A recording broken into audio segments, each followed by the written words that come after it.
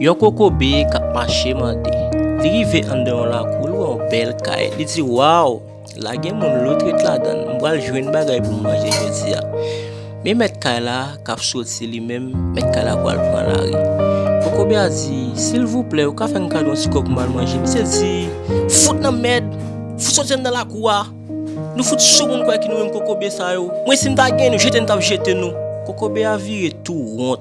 Kokobe a senti vexé. Kokobe a senti honte en pile. Kokobe a l'envie kay li te gen. Kokobe a pensé, li voulait tuer tête li. Après il dit bon Dieu pour qui c'est moi. Mais mi c'est te gon maladie te kon pran. Madame ça ouvre votre machine là, maladie a pire ou maladie a prend monsieur. Imagine qu'est-ce qu'a sauvé monsieur c'est Kokobe a. Kokobe a dit m'pa prendre mal pour mal. Les monsieur levé l'ouest c'est Kokobe a qui sauvé.